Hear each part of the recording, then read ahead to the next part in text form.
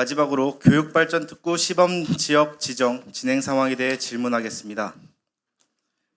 포천의 미래 100년, 포천의 르네상스를 준비하는 각오로 집행부는 새해 벽두부터 교육발전특구 지정에 박차를 가했습니다. 지난해 12월 교육발전특구 공모사업 공고 이래 주민간담회, 관내 학교 및 교육청 업무협회, 협약 체결 등 사실상 특구 지정에 올인했다 해도 과언은 아닙니다. 이와 함께 포천 시민이면 누구나 한 번쯤 교육발전 특구가 뭔지 들어봤을 정도로 대대적인 여론전, 언론 플레이도 잊지 않았습니다. 그런데 결과는 어떻습니까? 특구 지정으로 포천시정의 성과를 알리고자 했던 언론 플레이가 되려 행정의 무능함을 일깨워주는 매체가 됐습니다. 우리 시는 양주시, 동두천시 등 이번 교육발전 특구 시범지역으로 선정된 인근 지방자치단체와 달리 참담한 성적표를 받아들였습니다. 100점 만점에 57.75점. 지방시대위원회가 심의 의결한 평가 점수입니다. 사실상 낙제입니다. 양주시 총점 72.25점과 비교해도 현저하게 떨어집니다. 이번 공모에서 교육부가 시범지역 지정에 탈락한 모든 지자체를 예비지역으로 지정하고 오는 5월 재평가 기회가 있기에 망정이지 하마터면 우리시 교육개혁의 효시를 그리고 희망을 영영 놓칠 뻔했습니다. 본 의원이 집행부가 제출한 교육발전특구 시범지역 운영계획서를 내용을 꼼꼼히 살펴봤습니다.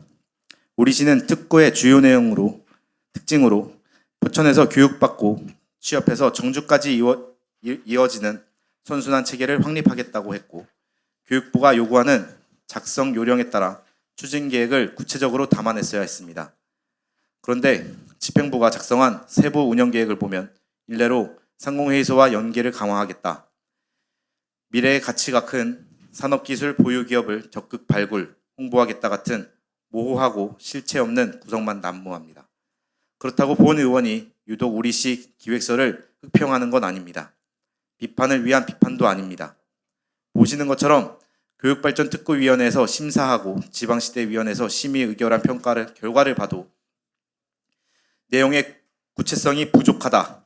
늘봄 학교에 대한 구체적 계획이 제시할 필요가 있다. 지역 일자리와의 연계성 강화를 위한 사업 발굴이 필요하다. 지역발전 전략이 무엇인지 명확하게 드러나 있지 않는다 등 우수교원 유출의 문제라면 대책이 없다. 대학과의 협력 방안이 명확히 할 필요가 있다 등등 보완해야 할 사항이 너무나 많습니다. 이런 부실한 기획서라면 설령 우리시가 우연히 시범지역으로 지정된다 한들 3년 뒤 정식 지정은 고사하고 중도 시범지역에 해제당해도 딱히 이상할 게 없어 보입니다. 지방시대위원회가 평가 결과를 한 문장으로 요약하면 계획이 전혀 구체적이지 않다입니다. 공모사업 선정이 물론 쉬운 일은 아니지만 본 의원 생각엔 이건 성의와 노력의 문제입니다.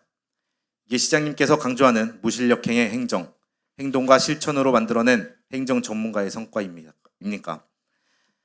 특구 유치 추진단 발족부터 시작해 유난히 요란했던 특구 지정 준비 과정에서 소관 부서는 도대체 무슨 일을 했는지 묻지 않을 수 없습니다. 시장님께서 향후 2차 시범지역 지정을 위해 모든 역량을 총동원하겠다고 하셨습니다. 하지만 이런 식의 대응은 무성의한 준비라면 별로 기대할 게 없습니다. 특단의 대책이 필요합니다. 그리고 정확한 진단이 있어야 정확한 처방이 가능합니다. 우리시가 특구 지정을 준비할 만한 조직과 역량 그리고 의지가 있는지 조속히 재검토하고 이번 실패를 반면교사 삼아 민, 관, 학이 더불어 실천 가능한 특구 운영 계획을 구체할 필요가 있습니다. 필요하다면 의회도 본 의원도 최선을 다해 돕겠습니다. 존경하는 집행부 공직자 여러분, 인구 소멸에 대응하고 미래 지향적인 지역 발전을 위해 교육발전 특구 지정 반드시 필요합니다. 시장님께 묻겠습니다. 이번 교육발전 특구 시범지역 지정에 있어서 우리시가 탈락한 이유를 어떻게 진단하고 있습니까?